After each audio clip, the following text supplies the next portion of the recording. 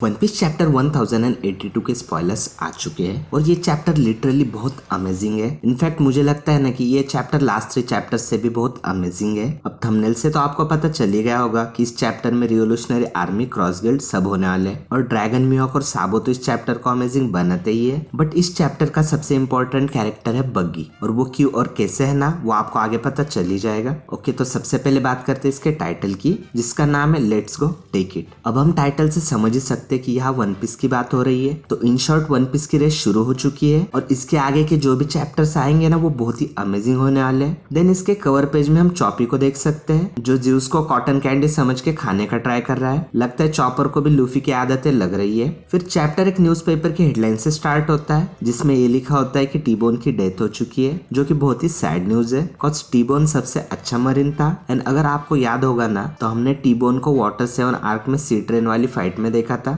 T-bone को एक citizen उसकी बाउंटी के लिए मार देता है, बट गाइज मुझे नहीं लगता कि उस सिटीजन ने टीबोन को सामने से मारा होगा। मुझे ऐसा लगता है ना कि या तो टीबोन ने खुद अपने आप को उसके हवाले कर दिया होगा या फिर उसने टीबोन को धोखे से मारा होगा, बिकॉज टीबोन भी काफी स्ट्रॉन्ग स्वॉर्ड्समैन है। फिर हम मरीन हेडक्वार्टर्स के कैफेटेरिया में सेंगोकू और सुरु को देख सकते हैं जो टीबोन की न्यूज और क्रॉस गिल्ड के बढ़ते हुए खतरे के बारे में बात कर रहे होते हैं। तभी वहां पर हिना आती है और सेंगोकू हिना से गार्प के बारे में पूछता है क्योंकि वो गार्प को ओकाकी का नया फ्लेवर टेस्ट कराना चाहता है। तभी हिना बताती है कि गार्प तो कुछ दिनों पहले ही कोबी को बचाने के लिए चला गया और ऐसा लगता है कि स्वॉर्ड और कुजाकू भी उनके साथ है, जो सुनकर सेंगोकू और सुरु दोनों ही बहुत शॉक होते हैं। और फिर सीन कट होके कराईबारी आइलैंड पे क्रॉस गिल्ड के बेस का दिखाते हैं जहां हम बग्गी को देख सकते हैं जो उस आदमी की फैमिली को पैसे भेज रहा है जिसने टीबोन को मारा था। और अब वो आदमी क्रॉस गिल्ड को ज्वाइन करेगा और बग्गी उसे मरीन से बचाएगा। और क्रॉस गिल्ड की शिप भी बन चुकी है जिसका फिगर हेड बग्गी का हेड है और इस शिप की क्लाउन थीम है, बट अभी तक इस शिप का नामकरण नहीं हुआ है। अब शिप देखने के बाद एज यूजुअल क्रोकोडाइल और मिहोक बग्गी की धुलाई करते हैं और बग्गी के क्रूमेट्स भी एज यूजुअल इसे इग्नोर करते हैं। और फिर मिहोक और क्रोकोडाइल कहते हैं हम इस शिप पर क्यों जाएंगे, मतलब भाई अब तो हद ही हो रही है। पता नहीं मिहोक जैसे कैरेक्टर की और कितनी बेइज्जती देखनी पड़ेगी।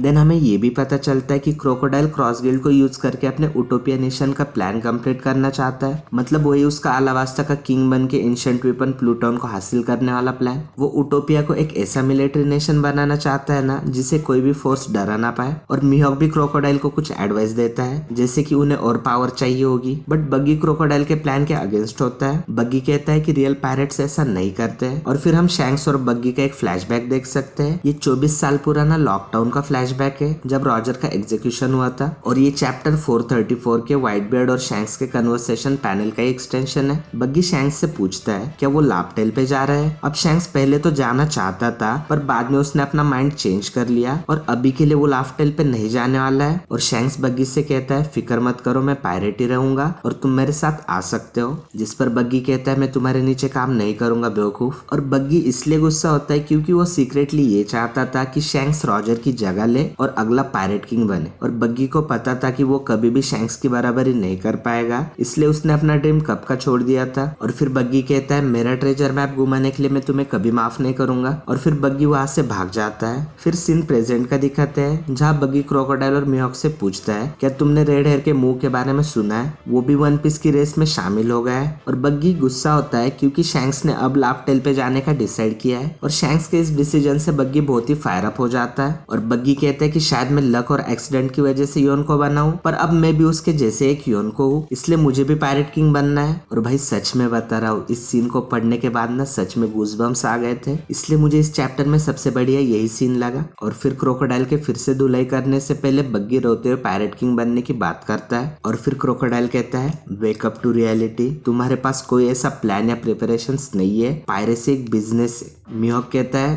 तुम क्या चाहते हो कि हम तुम्हारे ऑर्डर पर रेड हेयर, ब्लैक बेड और स्ट्राइड से फाइट करें। बग्गी कहता है कि हमें उन सबको हराने की जरूरत नहीं है, ये एक ट्रेजर की लड़ाई है, हमें बस उस ट्रेजर को सबसे पहले हासिल करना है। और इससे पहले कि क्रोकोडाइल बग्गी को रोक पाता, बग्गी माइक लेकर क्रॉस गिल्ड के सभी मेंबर्स से कहता है क्या तुम लोग अपनी लाइफ से खुश हो, क्या तुम्हें याद भी है कि पहली बार तुम समुद्र में क्यों आए थे। अब वो दिन आ चुका है, चलो वन पीस को हासिल करते हैं। जिसे सुनने के बाद सभी क्रॉस गिल्ड के मेंबर्स बग्गी के लिए चीयर करते हैं क्रोकोडाइल और मिहॉक शॉक रह जाते हैं। फिर सीन कट होके काम्बा का क्विंडम का दिखाते हैं, जहां हम रिवोल्यूशनरी आर्मी के 4 कमांडर्स को देख सकते हैं और वो सभी बहुत ही एक्साइटेड है क्योंकि साबो सेफली वापस आ गया है। और यहाँ पर ये भी रिवील होता है कि जब इमू ने लुलुशिया किंगडम को डिस्ट्रॉय किया था ना, तब साबो उस आइलैंड पर नहीं था। साबो तब कुछ लोगों के साथ एक शिप पर था जो लोग लुलुशिया किंगडम के थे और उन्हें रिवोल्यूशनरी आर्मी ज्वाइन करनी है। और मोडा भी उनके साथ शिप पर होती है और मोडा वही लड़की है जिसने पीच बियर्ड को नॉक किया था। फिर साबो ड्रैगन और इवानको के साथ मीटिंग रूम में एंटर होता है